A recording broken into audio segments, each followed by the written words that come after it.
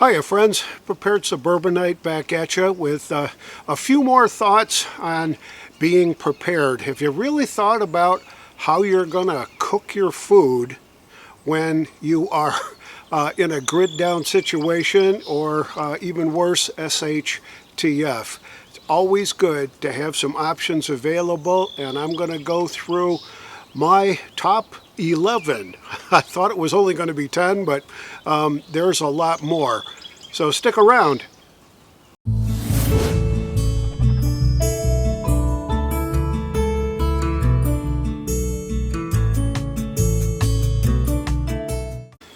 So what I'd first like to cover is just go through the list that I put together. A sun oven, a rocket stove, a Camp Chef stove, propane gas grill, a propane stove like the Coleman stoves, camping stoves, a charcoal grill like a Weber Kettle or even a hibachi, an open fire or a fire pit, a backpacker stove, you know, the little ones that run off the isobutane, your fireplace if you're lucky enough to have one in your house, a wood stove, and ultimately, if you've got a wood stove insert in your fireplace, you can certainly make use of that to cook food on, or at least boil water in.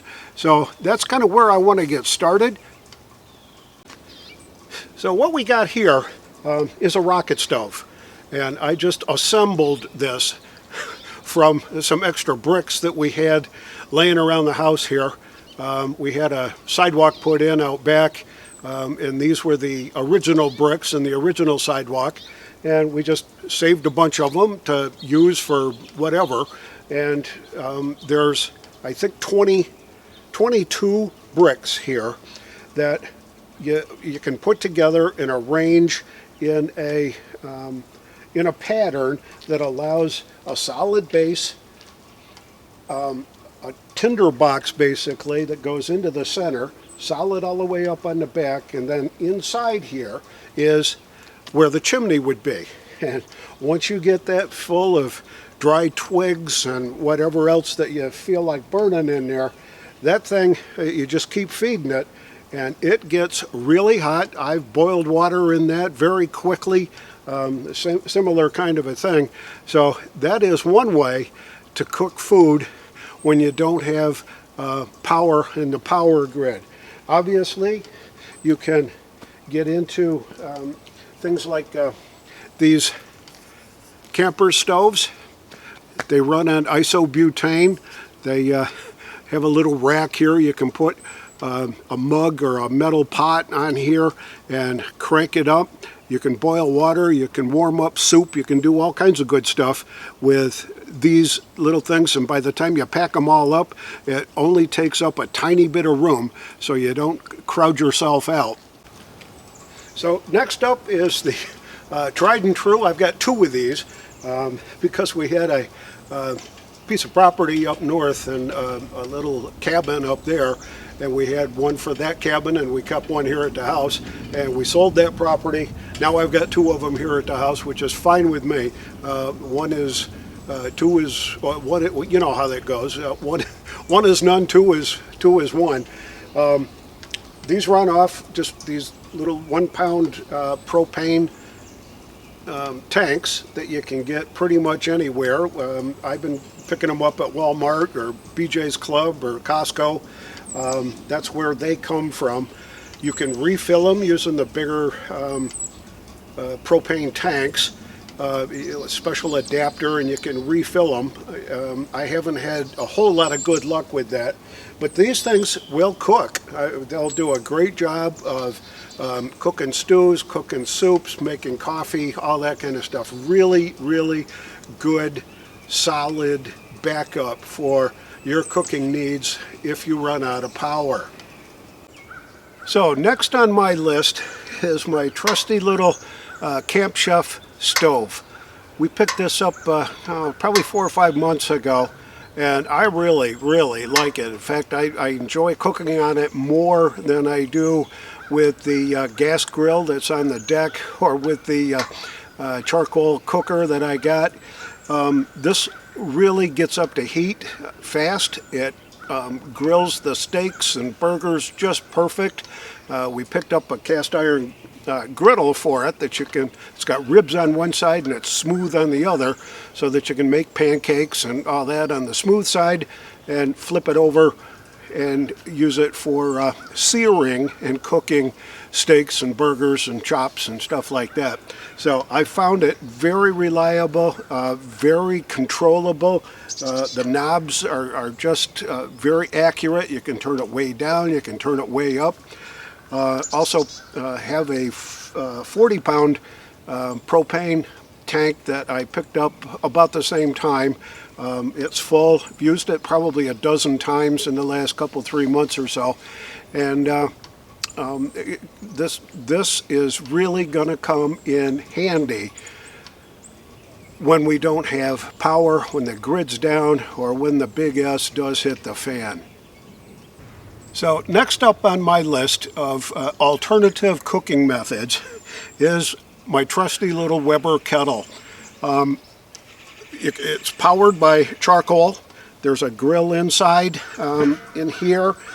It makes the steaks taste really good when you cook it.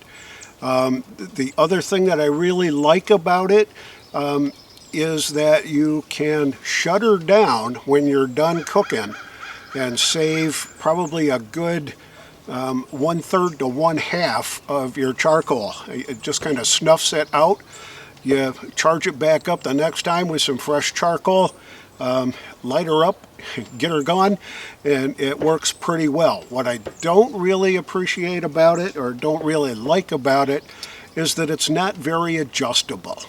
You can't really be precise with temperature control. So if you wanted to try to bake a loaf of bread in here and get it up to 450, you're going to have a struggle, because you can't just turn a knob and turn it up, or turn a knob and turn it down. You gotta either add more charcoal or cool it off, move the top off, that kind of stuff. So it's not the perfect answer for cooking in a grid down situation. But if you're cooking meat, any kind of stuff like that, burgers, chops, this is really makes it taste super, super good. So there's a couple of other options that we have available to us here at our homestead, and one is the very prototypical Suburban Gas Grill that sits out on the deck. It's propane fired. I think I got this one at Home Depot probably 3 years ago. Stainless steel exterior, pretty good build on it. It cooks the meat okay.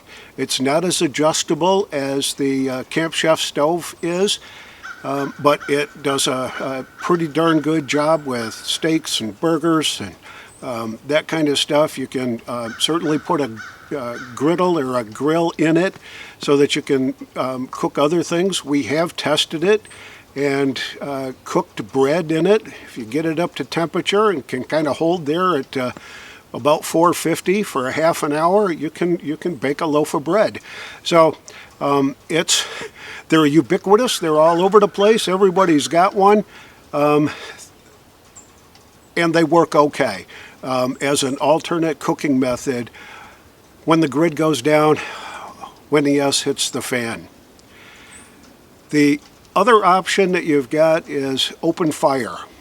Open fire cooking using a fire pit that you may have. We've got one of those metal round doodads that we use to burn around in the spring and fall to just kind of sit around a campfire kind of a thing. But you can cook on those. When we had our property up north, we did a lot of cooking on that gizmo, and it seems to work pretty well.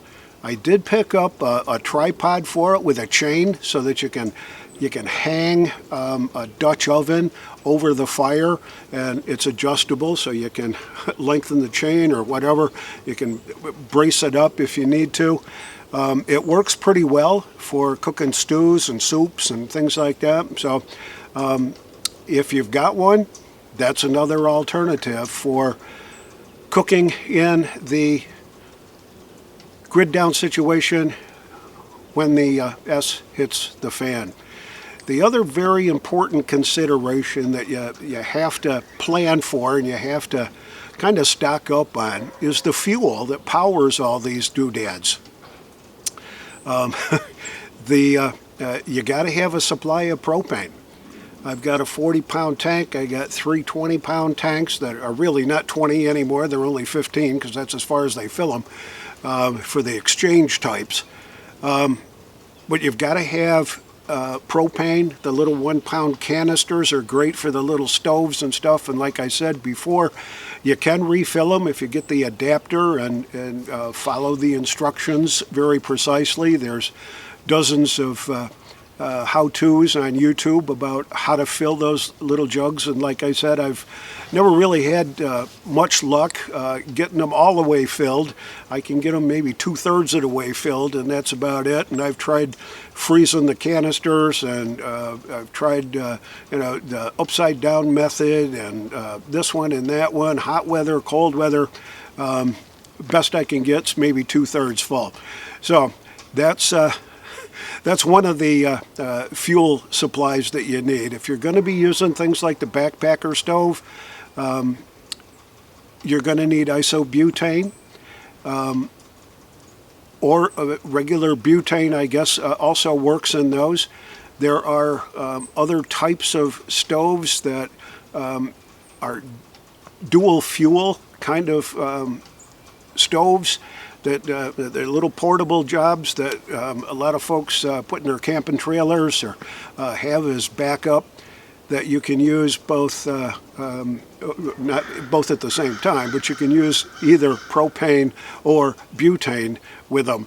And they're a great idea. I bought one and gifted it to my daughter, who's does quite a lot of camping and enjoys that kind of stuff, and she was thrilled to get it. I want to pick one up for myself, so I've got it. But we've got enough of the butane and propane tanks that we can use that as an alternate source. Other considerations for fuel is you got to have firewood. If you're going to be using an open fire, a fire pit kind of a thing, you got to have some firewood. So if you don't live in a place where trees are falling every time you turn around, and you can kind of gather your own firewood on your own property, you may want to hook up with your local firewood supplier and get a load, get 1/3 of a cord, get a full cord, whatever you can afford, but to have it available.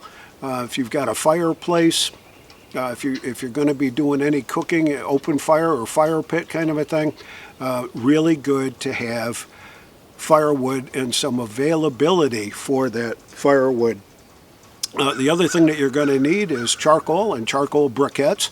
I ran into a sale a couple of years ago at Lowe's Home Improvement. They had 2 big bags, probably this tall, pretty heavy. 2 of them you got together, they were saran wrapped together for like about $10.